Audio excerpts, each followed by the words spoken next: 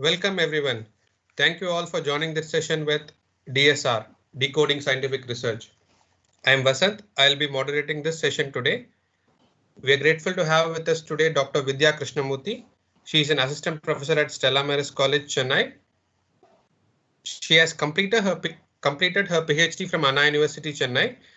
She has developed a very interesting modified phosphazene compounds which can be coated on seeds to attain sustainable agriculture. Her work was published in high impact journals like ACS Sustainable Chemistry and Journal of Cleaner Productions. So we are happy to have you, ma'am. A quick note Thank you before we very begin. much. A quick note before we begin. If the participants have any question, feel free to type it out in the chat session or wait till the end of the talk for the questions to be addressed. So on this basis, let's start today's session. Over to Dr. Vidya Krishnamurthy. Thank you very much, Vasant, for the opportunity. So, are you able to see my presentation? Yes, ma'am. Yes, okay. So, exploring the world of phosphazenes. Basically, these people are the heroes of today's session. So, one, I have the hexachlorocyclotriphosphazene, which is our monomer. And this undergoes ring opening polymerization to give us the polymer. And this polymer is very unstable. So we'll have to remove the Cl group and convert that or substitute the Cl with organic moiety. So the person behind a lot of research that is going on, and the person who's really impressed me a lot is Professor H.R. Alcock. He's a pioneer in phosphazene chemistry. Very interesting, quick story behind is he actually completed his PhD in organosilicon. You can see from the way he looks, you know how old he is, and he's done several decades of work has gone into exploring the synthesis and diversification in polyphosphazene. So basically, he started off with organosilicon polymers. So organosilicon chemistry, basically. So he did a lot of work in organosilicons and then wanted to do more with polymers. So he took a total 1 year of time to actually study polymers. He had a good idea of what polymers are, and then he's jumped into phosphazene chemistry. So today we will be focusing on these three people from whom we are going to churn out a huge number of compounds, and each compound is going to have their own set of characteristics, which is going to help in various applications. So how are we going about today's session is we will first check whether we really need these inorganic polymers, because we have a gamut of organic polymers available. So why again go into inorganic polymers? Why study them separately? And then what are these phosphazenes? What advantage do these phosphazenes give? How do we go about synthesizing these phosphazenes? And more importantly, the degradation of phosphazene, because today we are again irked by the problems of not having a biodegradability of the plastics that we have, so or even polymers that we have. So that is another aspect of phosphazene which is wonderful. And then I will quickly run you through the recent publications based on the application of phosphazenes, and then check what we did with phosphazenes in agriculture. Okay, so why do we need inorganic polymers is because the inorganic polymers do not have this carbon-carbon backbone. So when we have an organic polymer, we have this carbon-carbon backbone, which is very easily affected by oxygen, ozone. There is also, when there is a degradation, you have toxic smoke coming out of it. You have the carbon monoxide and carbon dioxide coming out of it. They also undergo degradation due to exposure to UV rays. And the worst thing, they are all dependent on petrochemicals. And we need to just get out of this petrochemicals, because we are actually finding out better methods of substitutions to petrochemicals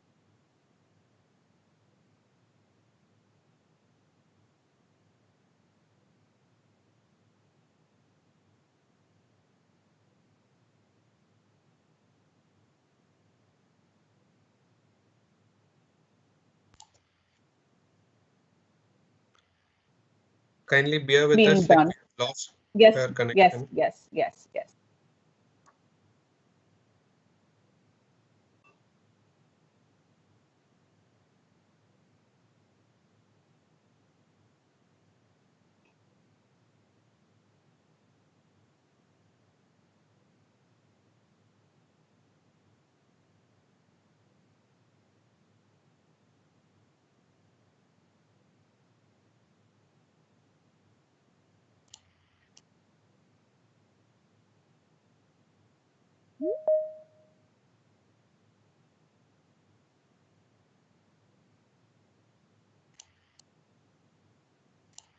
Ma'am, hello, ma'am. Yes, yes, tell me. Ma'am, you can continue. Like, Okay, okay.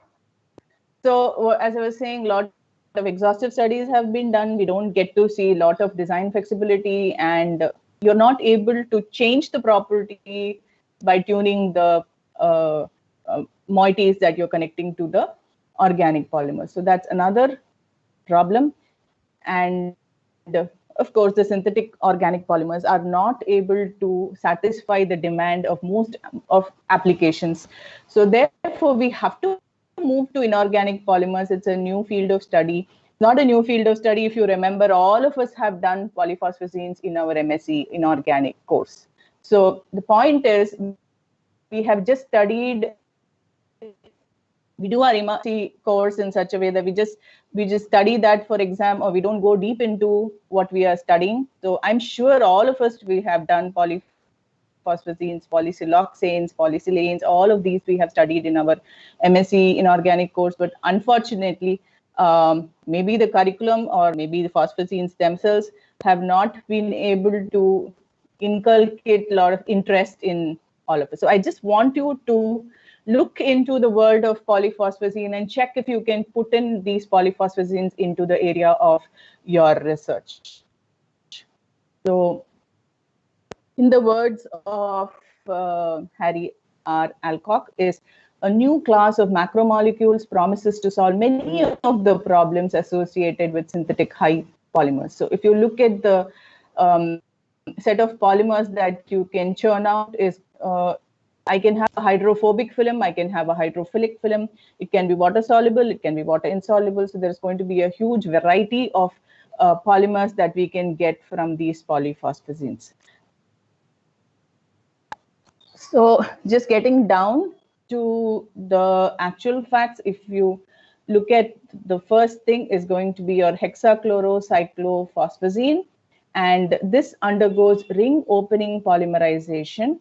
So I can actually do this in vacuum, heat it up to 210 degrees centigrades in vacuum, and then polymerization takes place to give us the polydichlorophosphazine. The beautiful thing here is the polymer is insoluble in hexane, whereas the monomer is soluble in hexane. So separation is not at all an issue.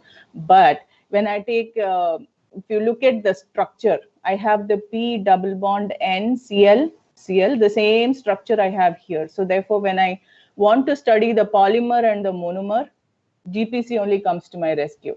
So when I study the polymer and monomer, the other methods of studying, of course, a P31 NMR gives me a different peak, but studying the difference becomes very difficult. But luckily, we have the difference in solubility in hexane and heptane, which gives us a lot of workability. And once I get this polydichlorophosphazine, we have to immediately convert that into a substituted polyphosphazine.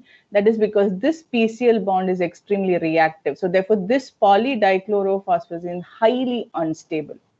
And therefore, immediately we'll have to convert that into the substituted phosphazine. And when you look at the structure, you have an OR group, I can have an NH group, anything that will work for a nucleophilic substitution. We have done nucleophilic substitution in our alkyl chlorides, exactly the same thing. We have the PCl bond, I have to substitute the Cl with a nucleophile. So it's a basic nucleophilic substitution type of reaction, but the happy thing here is I can have an OR group here and an NHR group here. I can have both to be the same. I can add an organometallic. If supposing I have a drug which has got an an OR dash group, then I can always put that in its position. So of course there will be problems of steric hindrance, but then any kind of group I will be able to substitute at this position.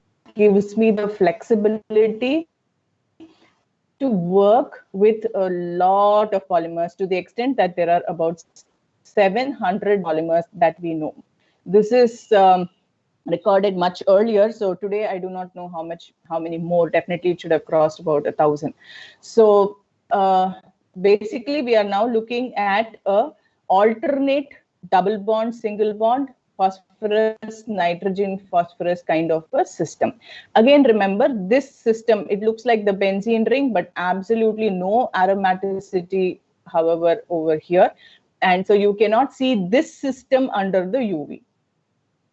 Okay, I cannot see, there is an alternate single bond, double bond kind of structure, but I will not be able to see this in the UV because this is not aromatic. Why is it not aromatic? Because here the bonding, the double bond that occurs does not occur between two p orbitals. It occurs between 3d orbital of phosphorus and the 2p orbital of nitrogen. So if I want to observe this or this under UV, the only way I can do it is having an R group which is UV active.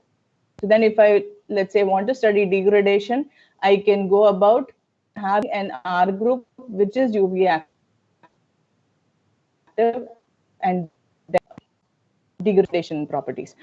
So so now the polymer that we are actually interested in is this guy.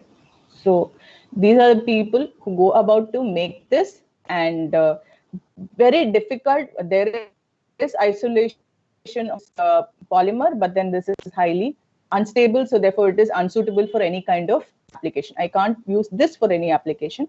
In fact, in our work, what we did was made this compound and then in one pot itself. That means this was made, and immediately into the same pot we added the OR group. So which means that we have not isolated this compound at all. We never isolated this compound because it was very difficult. Moment you remove, and by the time you take it for analysis, it is gone. So that is how that is the problem with the polydichlorophosphazine. So therefore, buying this compound also becomes a big difficulty. So I will not be able to buy this, and of course, 1 gram of this compound costs about 25,000 rupees. So we are nowhere financially good enough for that. So, and also that 1 gram is not going to help me because I'll have to do the reaction, get to this compound, and then work with this compound only. So it becomes very important for us to get a good method to convert the monomer into the polymer. Okay, so going back to recapitulate the whole thing, I have the cyclic trimer, which gets converted into the polymer, and the number of monomers that add on to make this polymer is about 15,000. That's the maximum we've got. And this is going to happen at 200 degrees centigrade. There is also a possibility that if I'm going to increase the time, then this polymer can become a hard substance, which I will not be able to use at all. So therefore, this time of heating is a very, very big thing. And also going up to 200 degrees centigrade is difficult, but there is another option of going through phosphoramine, which is a living condensation monomer, which this reaction happens at 25 degrees itself. But then getting to this compound becomes very, very difficult. So therefore, today, what the practice is a ring opening polymerization of the cyclic trimer. One process is going to be in vacuum. The other one will be in solvent. So both processes have been tried. And we can replace this chlorine by a substituent. You could have a single substituent, or you could have a double substituent, a mixed substituent. So every time you change the substituent, the property changes. That is the best part. So it's not that the property changes by a little bit. You have a huge range of properties that you can work with. So like I told you, we can have the linear phosphazene, something like this. And a classical linear phosphazene will be just the continuation of this P double bond, single bond, P double bond, single bond, like that. Or I can have something like a block of organic moiety that could be attached to the phosphazene block. So this will have a different property compared to this one. Also, I can have an organic polymer chain. Like we said, that PCl bond is extremely active. So I can really work with that PCl bond. Of course, that is also a disadvantage that we have, but this PCl bond we can work with and get the monomer to attach itself to an organic polymer chain. So therefore, there again, I have a combination of the polyphosphazene or the phosphazene group with the organic polymer chain. So, and also I can have units where I have the polyphosphazene pendants, which means I have this group attached to an organic polymer. And also I can, instead of having a ring opening polymerization, if I open the ring, then I get something like this. But if I do not open the ring and have the cyclic groups in the main chain, then I can get something like this.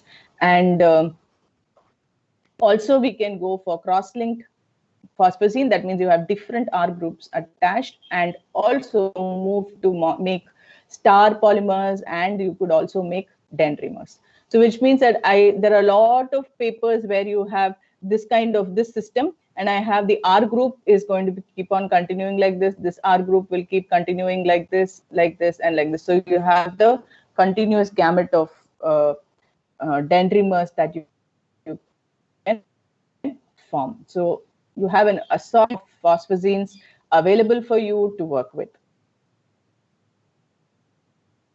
And the best thing here is the degradation. What happens is the R group gets substituted by, if supposing it gets in touch with water, then it gets converted into the, and that leads to the degradation. And ultimately, the product that I get will be this R group and phosphate and ammonia. How wonderful is that? Because we are struggling with degradation of most of the organic polymers. So in this case, if I have I mean, unless I'm putting an R group which is totally not going to degrade, I'm going to have a degradation process which is going to give me phosphate, ammonia, and the R group that you have introduced, which means that both phosphate and ammonia are not going to be toxic. So therefore, there is going to be a very good system of degradation. So if I have a good choice of organic substituents, so if the organic substituent I choose is not going to be toxic, then I'm going to get total non-toxic products. And because I have both phosphates and ammonia in the system, the final system is going to be almost neutral. In fact, some papers also report some kind of buffering action because both of them are going to be weak acid, weak bases. So therefore, if I have this kind of a choice, then obviously I will take up organic substituents which are going to be non-toxic. It's again getting to a neutral pH is very, very advantageous, because in most of our medical drug deliveries or any biomedical applications, when we use our polycarbonates and polyesters, ultimately what happens is there is an acidic pH that occurs on degradation. That is another problem that polycarbonates have. So that can be taken care of. Now, if you look at the type of degradation time we have, there's a huge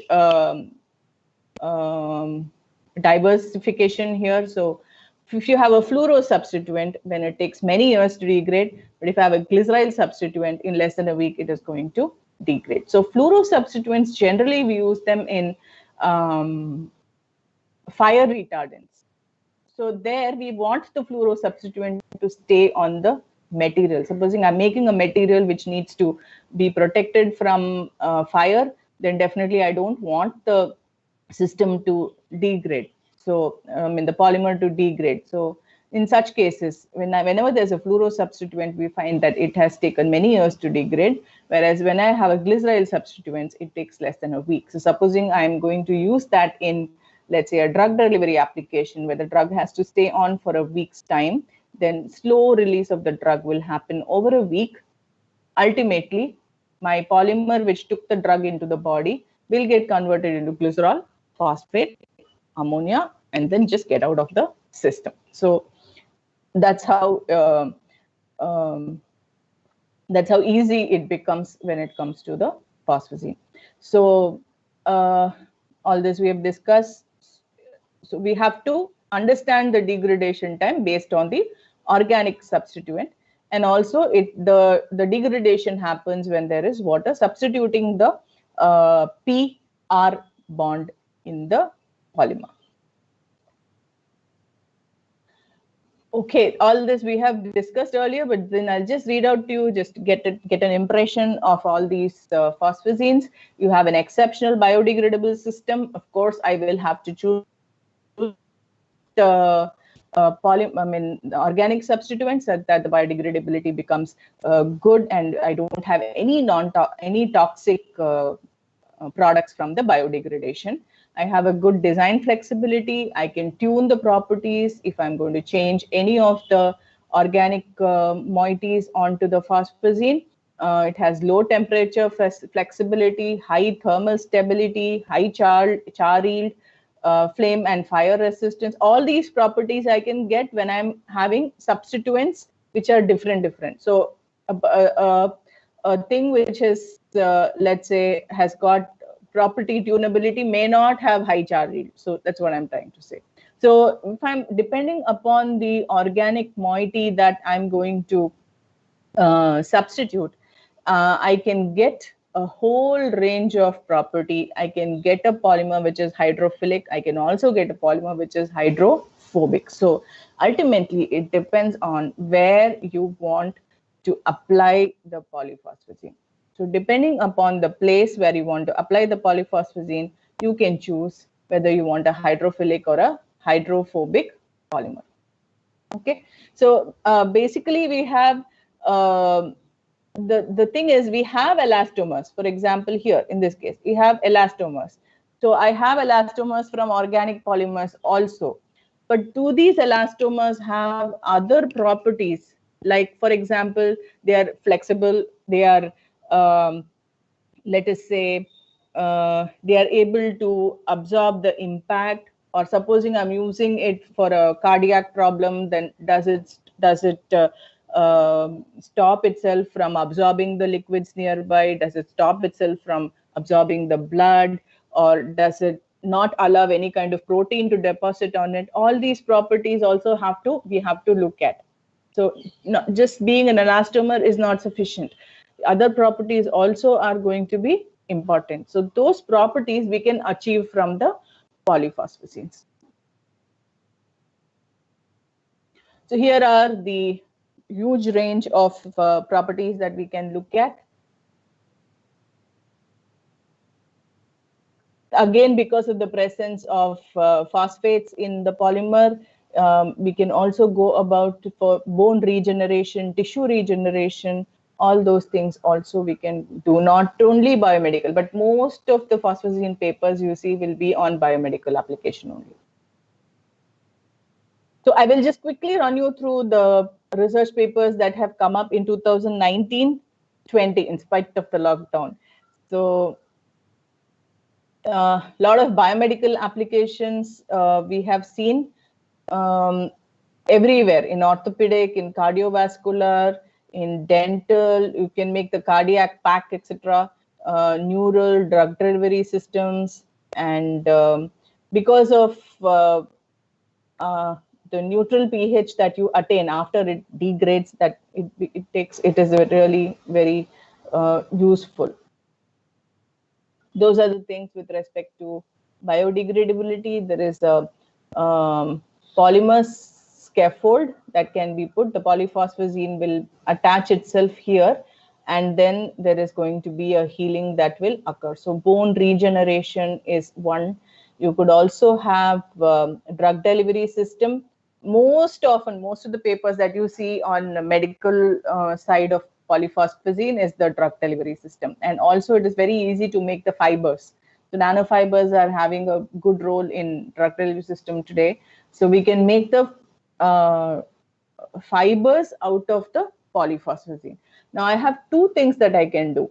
One, I can get my drug and incorporate it inside the polyphosphazine fiber. So the polyphosphazine will degrade and the drug will get out of the fiber. That is one thing. The other thing that I can do is get this drug to attach itself to the phosphorus. So I'll substitute, of course, depending on the whether I have the OH, OR, H2, OH, all those kind of species. If I have a nucleophile in my drug, I can get this drug to attach itself to the phosphorus chlorine bond. I can get that substitution done. And once it is done, each time the phosphorus degrades, whenever the phosphorus degrades, that organic moiety that is going to come out. So I told you when then there's a degradation, I will get the organic group, I'll get the phosphate, I'll get the ammonia. So what is the product that I'm getting? I'll get the drug plus phosphate plus ammonia. So when there is going to be such a kind of system where as the polymer degrades, my drug is going to be released. So both ways I can work with respect to the polyphosphazine. There is also a cardiac patch that I can use, and there is also a stent that I can use with respect to the polyphosphazine. So a lot of medical applications there. Tissue regeneration, if you compare it with PLAGA, there is going to be a total difference when we have the polyphosphazine. Not only that, I can also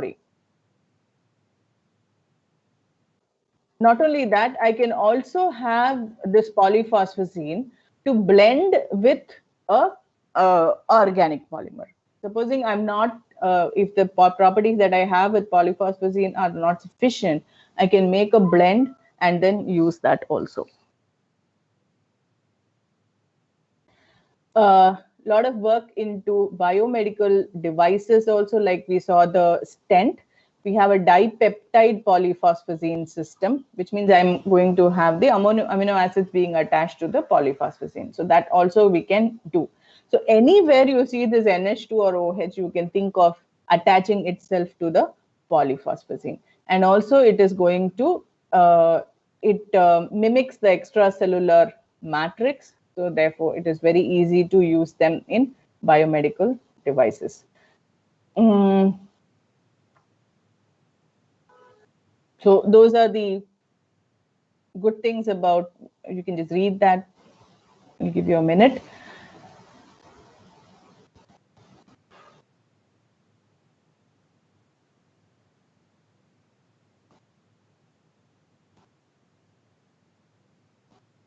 So whatever I spoke to you, it's just summarized there. The next other application, basically polyphosphazine started with trying to get good flame retardants, because we need whatever flame retardants we have today, which we are using, are all based on halogens.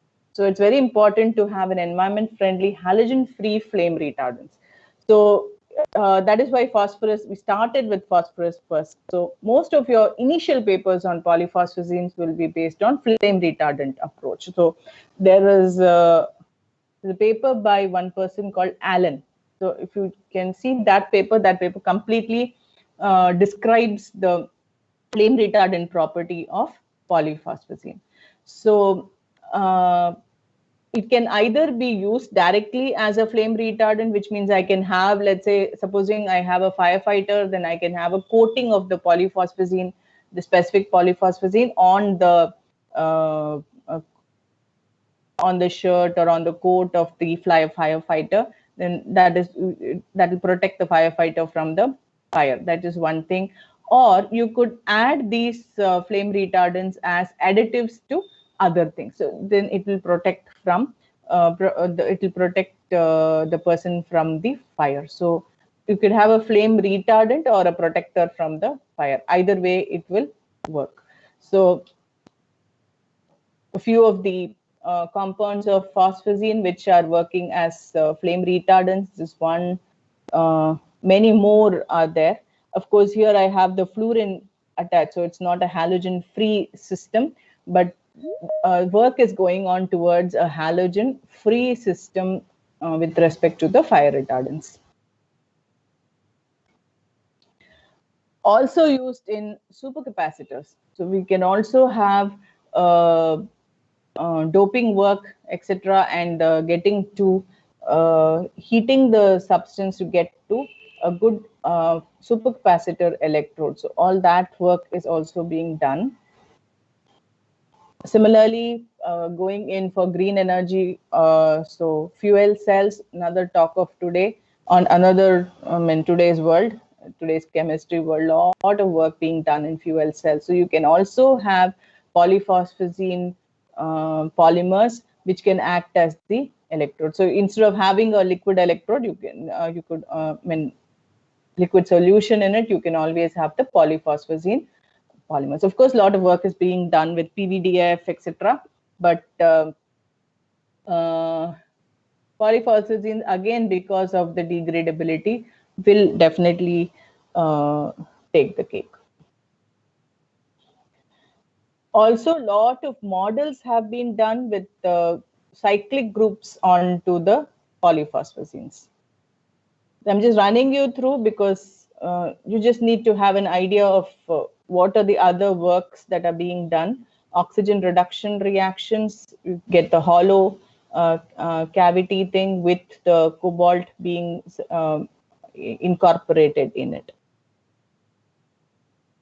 A lot of luminescence studies. Of course, phosphorus is related with the luminescence study, but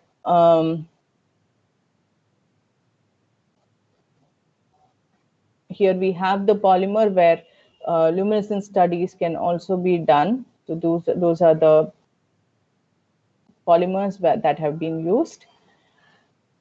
Detection of Fe3+ using fluorescence studies. So here again, if you can see, you have the structure where the monomer has been kept directly without having any ring opening. Without the ring opening process, we have the complete structure here. But again, we have a few problems with phosphazene because scaling up becomes difficult. So there are also times when the experiment will work very nicely with 2 grams, but we scale it up to even 10 grams, we have problems with the yield. So those are the issues with phosphazene. Scaling up and commercialization of the ring opening polymerization technique becomes difficult. Also, we have to choose a condition like 210 degrees centigrade in vacuum, and that is one case. Or you should have a case of having a solvent and going up to 210 degrees centigrade, and also looking at absolutely no air in there. So all those becomes very, very difficult. That's the conventional technique. You can always go to the phosphorenamine reaction, living condensation, polymerization. But again, making the phosphorenamine is becoming a difficulty. So therefore, so even if I'm going to have a good process, how do I go about making a lot of this phosphazene in order to take it commercial? For instance, supposing I have a very good flame retardant, extremely environment friendly. So up to the lab scale, it gets okay. But the moment I want to make a huge system where I have an order of, let's say, making 10 coats of that type, I'm at a loss because I will never be able to manufacture the phosphazene. So that is the biggest difficulty. And also you have a huge molecular weight distribution, and I'm not able to, if supposing I want to have an R1 and R2 group, it becomes very difficult for me to exactly synthesize a phosphazene where I have the R1 on one side and R2 on the other side, because the organic moiety can go and attach to the PCl bond in whichever way it likes. So those are a few of the issues that comes up. Biggest issue is commercialization. However, there are some factories that are coming up in China and Japan where making the phosphazene on a commercial basis have started up. So if those things are going to come up, then maybe things are going to look brighter for the phosphazene field. But most work is being done only at the lab scale. That is the biggest problem. So if I want to get a dabba of phosphazene, like how I buy PVA, I will not be able to do that. Okay, so we were doing basically in our lab, we were doing some seed coating work, and also we were looking at phosphazenes as flame retardant material. And then we started developing some kind of issues with the seed coating process. And that is when, because of the experience in working with phosphazene on the fire retardant, we went on to apply phosphazene in agriculture also. So basically, why agriculture? Because we have an issue with crop production. The productivity is very less. As you can see in this graph, you have all the other food materials and look at the population much higher. So therefore, there has to be something that is to be done to increase the agricultural productivity. So basically, the thought that came up was, how do we feed the world in 2050? So science has to do something with respect to that. So now, what was the scheme for agricultural application? What we did was, we thought that the time that the seed takes to germinate and grow should match the time for the polyphosphazene to degrade, which means as the seed germinates, there should be some amount of nutrition that should go to the seed so that it will germinate well. And as the plant grows, as the seed grows into a plant, till the time the plant grows, supposing I have, let's say 6 months the plant is growing, then I need the phosphazene to stay in the soil as long as the plant grows. This is the idea. Okay. I have now two advantages. One is I'm going to incorporate the fertilizer, or let's say a pesticide, or let's say an insecticide, or anything that I want the plant to have during its growth, I can incorporate. And as the phosphazene is going to degrade, it is going to give out phosphate and ammonia, which is also going to be good for the plant. Right. So this was the thought process with which we started. So this is how we went about. We wanted to use technology for increasing the agricultural production. We wanted to bring fertilizer to the proximity of the plant. So therefore, as the plant grows, it will have the nutrition available for it. So in our work, we had initially used cobalt nanoparticles and urea. So the initial work that we did was fertilizer, was cobalt nanoparticle and urea. We incorporated that into polyvinyl pyrrolidone, and then made that into nanofibers and coated the nanofibers on the seed. This was the initial work. Afterwards, we started looking at the problems that our initial work will have, and then slowly brought in the polyphosphazene and also another substitution to urea. Okay, so we'll see how we went about that. So the earlier study was to incorporate the urea into polyvinyl pyrrolidone. Polyvinyl pyrrolidone will degrade, and when it doesn't degrade, it is soluble, water soluble. So as I put the seed during storage, it is going to behave like a protection for the seed. And when I put that in the soil, initially what farmers do is take a soil, take a little bit of urea and put them both together, which means that I have, when I'm working, I'll have the seed, urea, put it inside a hole and close it. This is how it was done, which is difficult. So if I have a seed coating itself, then I just have to put the seed in the soil. So when we look at the, so the seed will have a coating of polyvinyl pyrrolidone, and urea and cobalt nanoparticle will be inside the nanofiber. So as the nanofiber degrades, or as the nanofiber dissolves, in this case PVP, the urea and cobalt nanoparticles will get released. So we also studied the film and the fiber. We found that the fiber was much better, better candidate for seed coating, and therefore we went on with the fibers. But what happened was, we look at urea. Urea it is found that the amount, if I put in urea, not all of the urea is used up by the seed. Lot of urea goes into the soil. Again, urea is water soluble, goes off into the soil and then goes off in the water. So that is one problem we saw with urea. And we wanted to give both phosphorus and nitrogen to the seed. So if I have both phosphorus and nitrogen, it will be a good combo. So so we could think of something like ammonium phosphate. But again, ammonium phosphate, you don't have 100% phosphorus and nitrogen alone. And that also is going to get into the soil. So how do I fit in? Now I have been working with polyphosphazenes, which is for the fire retardant. So there's some amount of idea we also have about the polyphosphazenes. We wanted to incorporate that into this because this phosphorus and nitrogen thing came up. So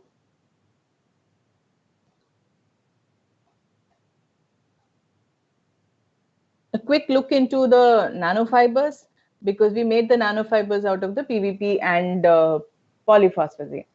So the nanofibers have a high charge, high surface to volume ratio. This is your human hair, and this is how the fibers are. That small it is. And if you look at the bacteria, and this is your fiber. So the fiber, once we do the fiber, just like a mat. Supposing I have or your cloth. The cloth is going to have small threads, and ultimately how it will look is going to be your cloth. So just like how your threads are going to make a cloth, you are going to look at the nanofiber will actually look like this, just like a sheet of tissue paper. That's it. And in comparison, the film will actually look like this. So again, we find that the nanofiber material has got greater flexibility. And also we have the machine, the electrospinning machine, which is extremely easy to operate. And even in today, we have electrospinning machines which we can hold in hand and then spray. So it looks like we are spraying, but actually we are creating the nanofiber. So much of advancement has come up with nanofiber. So it's very easy to make these nanofibers. So electrospinning is again, I can easily incorporate the material into this, which means I have a solution which contains the polymer and the substance that I need to incorporate, fill that in the syringe, give the electric voltage, and then collect it as nanofibers. So this is the process in which the nanofibers are going to be made. And of course, there are a lot of parameters which we have to look at when we make these nanofibers. So we have if these parameters are not okay, then we might get beaded fibers, which we don't want, or we could get flat fibers, which means the surface area is going to reduce, or the whole thing can get tangled, or you won't get fibers at all, it will only be a spray. So we'll have to get all these parameters in place and ultimately get a smooth, beadless, and uniform fiber. So imagine your thread getting converted into a cloth. Exactly like that, you will have the nanofibers getting converted into something like a sheet of tissue paper. But the thing is, in a cloth, we will have uniform, you will put the threads in correct order. Here it is not going to be like that. We will just have the fibers falling one over the other. Okay, so that's how the seeds were coated. This is our spinning machine. I have worked at Dr. Shija's lab, where we have the electrospinning machine, and our group has actually worked in a lot of applications. We have done solar cells. We have done a lot of work being done in water pollution, filters for water pollution, air pollution. Now we have a person working on supercapacitors, lot of work in anti-cancer drug delivery, anti-cancer work with respect to drug delivery. So there's work with respect to tissue engineering also. So and also we use these nanofibers for making coating on let's say vegetables and fruits. I think there was a paper from IIT which had coating of nanofibers on vegetables, fruits, etc. So all those work, lot of work, lot of applications from nanofiber field we have done from this lab. So coming back to our agriculture, we wanted a good substituent for urea, and we also wanted phosphazene and nitrogen to be delivered to the plant. So this was the goal. So on looking up, we found that there is one compound called the 224466 hexaaminocyclotriphosphatriene, which means the phosphorus had 2 Cl bonds attached to it. We substituted that Cl bond with NH2. So ultimately what happened in that whole compound, I have only phosphorus and nitrogen and a little bit of hydrogen. So 94.76% of my compound contains only the plant nutrient. And this substance, of course, I have so many NH2s, which means a huge, heavily hydrogen bonded compound. So therefore, you have good water solubility also. So once we saw this compound was also studied for flame retardancy, and it's a good compound for flame retardancy also, which means that I'm now looking at this compound as an additive to my seed. So I'm also having a flame retardant property to my seed. Of course, that's an added advantage. But our goal is to get this phosphazene to give both phosphorus and nitrogen to the seed. So this was considered an exotic fertilizer, and it was also agronomical. So now what we did was took this HCCP. HCCP is hexachlorocyclophosphazine. It is also called phosphonitrile chloride.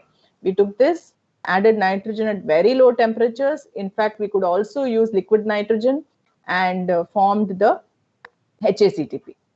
Okay. Now this compound we could separate using ethanol. So separated this. This compound also was a urease inhibitor. So we had a lot of good, nice properties that we could see for this HACTP. Urease inhibitor means if there is going to be urea along with this HACTP, because we do add phosphorus and nitrogen based fertilizers along with the soil. So if there is urease, then urease will destroy the urea that is present in the soil. So this also behaves like a urease inhibitor. It itself will degrade to give you nitrogen and phosphorus. It is also having some herbicidal properties. It is a good flame retardant. So all these properties put together got us to imagine that we should actually put this compound into our nanofibers. So we gave up urea and put HACTP into the nanofiber. So that was the first work that we did with the polyphosphazene compound. So the same reaction again, and this was the results that we got for the production or the synthesis of HACTP. The FTIR, NMR, and the XRD analysis. Again, luckily for us, in NMR, because the phosphorus is far away from the hydrogen is going to again split my NMR and give me a lot of trouble. All that did not happen. So then we incorporated the HACTP into the PVP fibers. So this was the process. We'll not bother about cobalt nanoparticles right now. So I have HACTP added on to the polymer, and we used this combination of solvent, stirring. This thing was stirred, and after that electrospun, we got the fibers coated onto the seed, and then we did the germination study. Okay, those are the ratios that we used, and we found that there was a good the seed water absorption by the seed was great.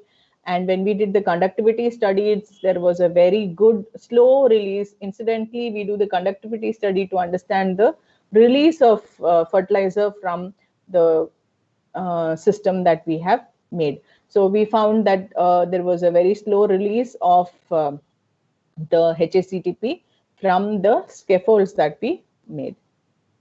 So those were the nanofibers that were formed, and the TEM image. This is because of the cobalt nanoparticles, nicely spread cobalt nanoparticles that are present. And but still we were not satisfied. What was happening? The PVP that was there is water soluble. So the moment the seed comes in contact with the water, PVP is gone. So I don't want this PVP to go because we are waiting for HACCP to take care of the plant till it becomes a big plant, or it is able, we are already done with the agricultural activity of the plant. So if I'm going to use PVP, then I have the seed, I have the PVP coating, I'm going to put water, PVP will go away, which means all my HACCP also will get released at the time of germination itself. So for germination, if I'm going to give this coating, then just at the time of germination, it may help, but it is not going to help for the plant to grow. So that was our problem. We wanted something else to substitute PVP such that it will stay with the plant. So what did we do? We had to go in for the phosphazene. So what we did was we made the polyphosphazene, and the best thing about this phosphazene was we have substituted the Cl with the OC2H5 group. Okay, and this OC2H, supposing I have a O huge group, then the time of degradation was much greater. But now what we did was we have the OC2H5 group. The time of degradation, it underwent about 74% degradation in about 7 weeks. And so for our study, we chose a seed that will grow and complete its cycle in, let's say, about in that period itself. So what we chose cowpea seeds, caramini. So we used caramini to for the coating. So now we have the polyphosphazene coated seed with HACCP sitting inside it. So now we got it. So as we have, as the germination takes place, slowly the phosphazene will degrade to give out the HACCP. So it will be there during germination, but all the phosphazene is not going to degrade. It will degrade very slowly and stay with my plant till the plant cycle is over. So those are the studies we did for phosphazene. So polydichlorophosphazene that we used, we had the polydieethoxyphosphazene, and we found that it is hydrolytically unstable. It will go up to the extent of 74% will degrade in 12 weeks.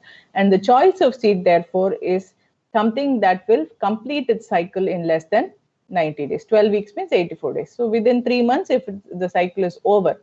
The cowpea seed cycle is coming to about 60 to 90 days. So those will be, it will be very comfortable to use cowpea seeds for this one. So supposing you're choosing something else for which the time of the cycle time is greater or lesser, we can always change the organic substituent that is present on the polyphosphazene. So the advantage is that we have ethanol, so we didn't have any sterical hindrance. Once it underwent hydrolytic degradation, whatever the soil got back was only ethanol, ammonia, and phosphates, which are great. And formation of high molecular weight was possible because we need high molecular weight and good molecular entanglement for making the fibers. But unfortunately, we were not able to make the fiber out of the phosphazene. We just take the phosphazene, put it inside a solvent, and then spin. We were not able to make the fiber. So again, we had to get back to PVP for the rescue. So therefore, we had PVP, PPZ blends, and then we made a blend out of the fiber.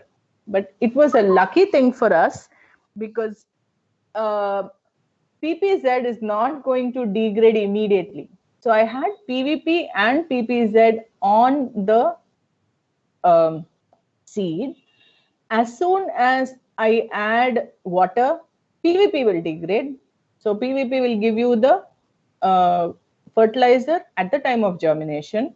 Then slowly PPZ will degrade as the plant grows. So it turned out to be extremely good for us. So what did we do? We blended the PPZ and PVP together, stirred that, and then added the HACTP and CONPS, and then made that solution, and we could electrospin them into ultra thin fibers. So these were we had a combination, 3 different combinations of PVP we had, and we chose this B2 because the flexibility of the film, flexibility becomes better if I have more of the PPZ. So therefore the flexibility became better with when the ratio was at the B2 level. So if this is how the PPZ's fiber looked, so there was no fiber formation at all.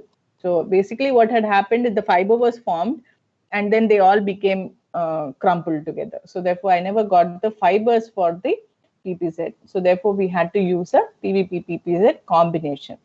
But these blends were not miscible. I didn't have a miscible blend because the TG values and the XRD curves showed that they are not miscible, which means that I have a nanofiber, but I have portions of PVP and portions of PPZ, which again worked out good for us because PVP will come out separately and PPZ will come out separately. If they had been miscible, then together they would have probably degraded. So it worked out very well for us that they were not miscible. Initially, we were wondering, oh, they're not miscible, then it's going to be trouble, but it actually worked out well.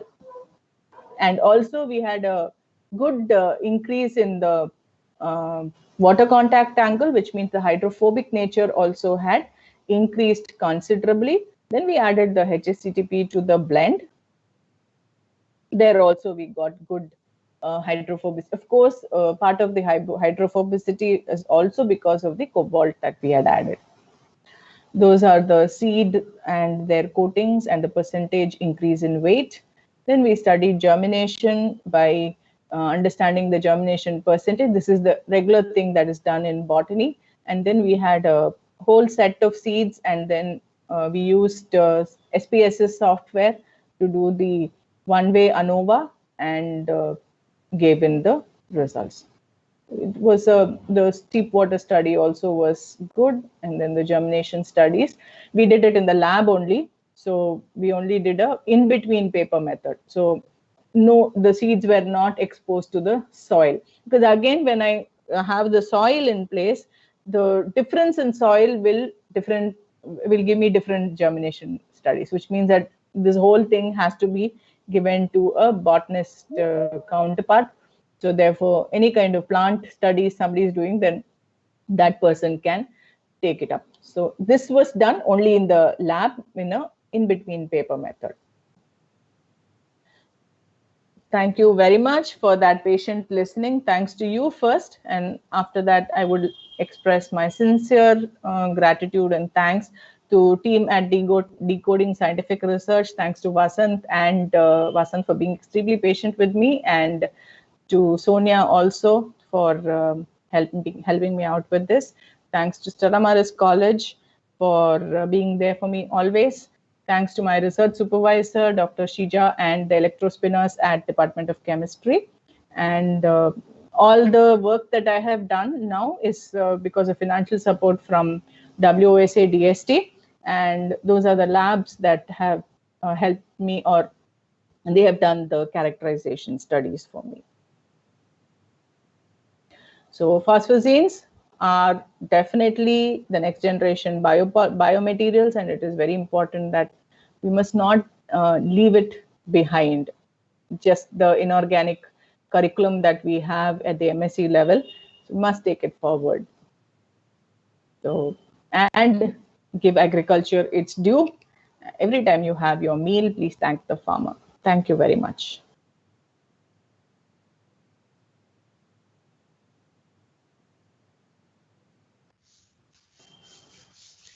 Thank you, ma'am, for the wonderful presentation. Thank you. The participants, thank you, ma'am. Yeah. The participants can either unmute their microphone or they can type out their questions in the chat box.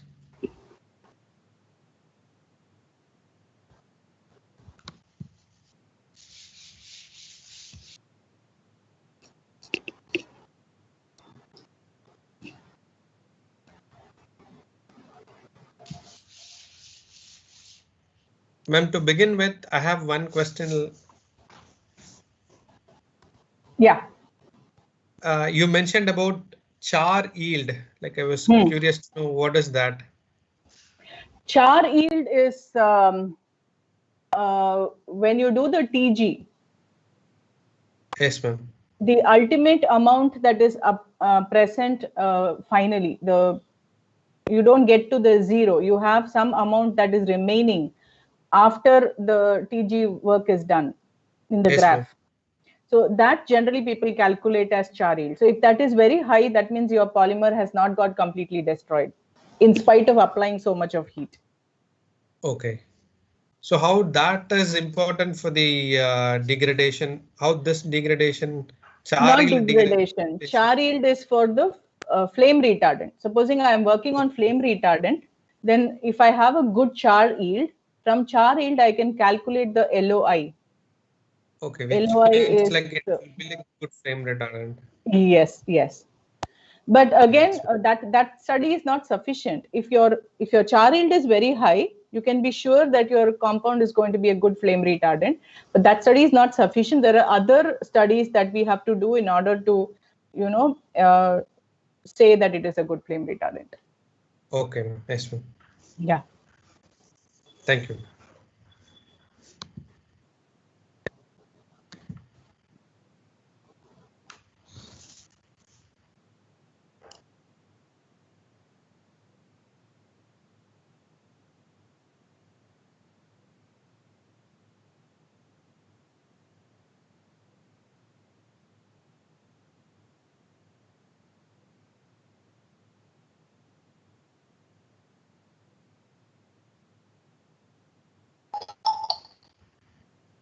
Somebody is typing out in the chat box. We'll wait for them to. Okay. Okay. Okay. Yes.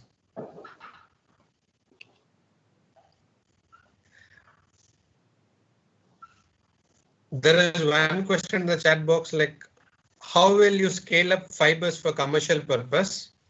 Can we scale up by electro spinning? Yes, we can scale up fibers for there are a lot of activities with commercial electrospinning has come up. Like I told you, you can have a gun, you can have an electrospinning gun, like how you have an electro spray, you can also have an electrospinning gun. I don't have the picture right now with me, so you can have that. You can have different nozzles from which, so right now in the lab we have just one needle, and from that one needle we do the spinning, but we can actually have large number of needles operating at the same time. So commercialization is possible. That's not an issue.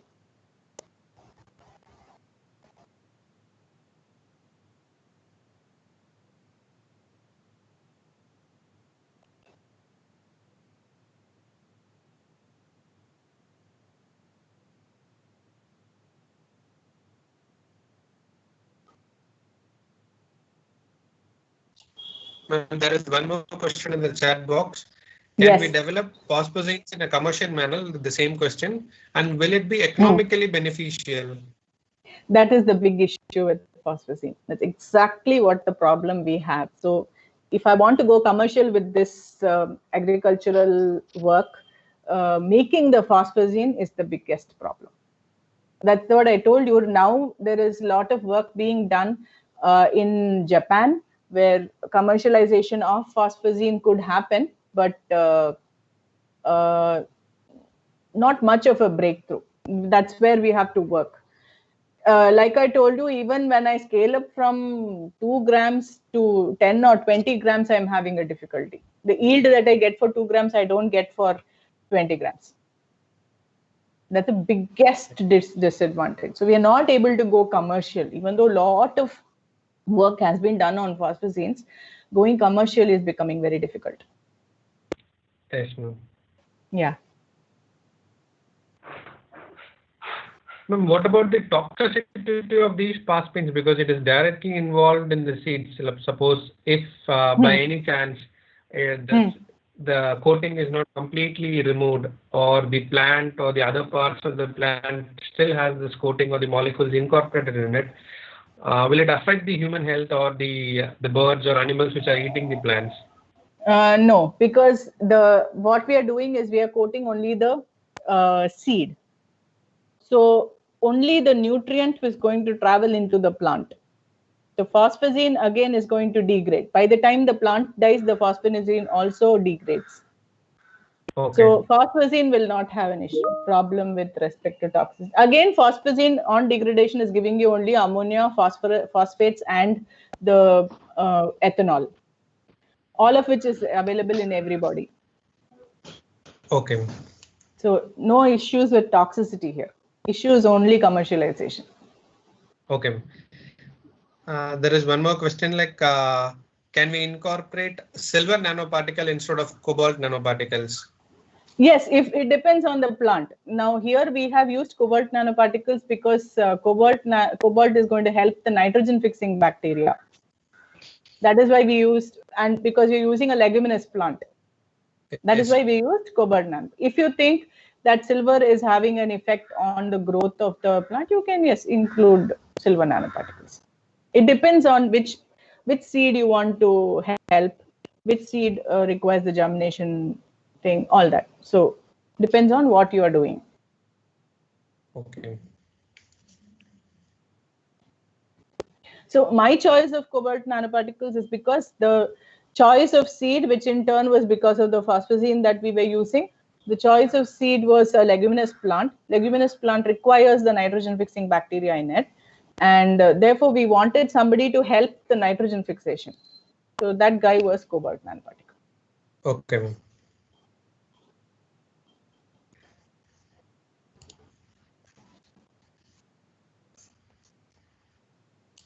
I think there are no further questions. Like, okay.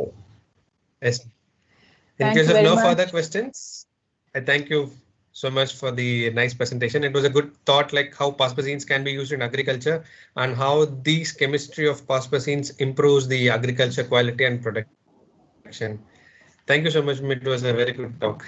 I just want to also add, keep yourself open to everything. Like how in our lab there was phosphazene, we never thought we will go in with seed.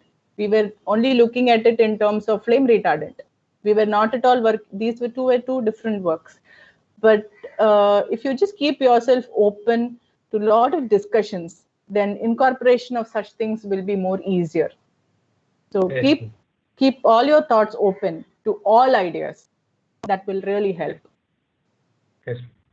Ma'am, I think someone is typing. Like, sorry. No problem. Ma'am, I have a question. Yes, tell me. Ma'am, have you prepared CO nanoparticle, or you have brought it from market? Prepared. Ma'am, the method of preparation is it biosynthesis or? No, not biosynthesis, chemical synthesis only. Okay, ma'am.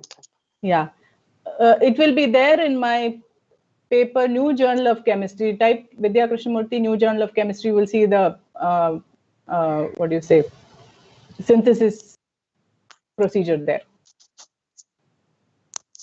Okay, ma'am. Yeah.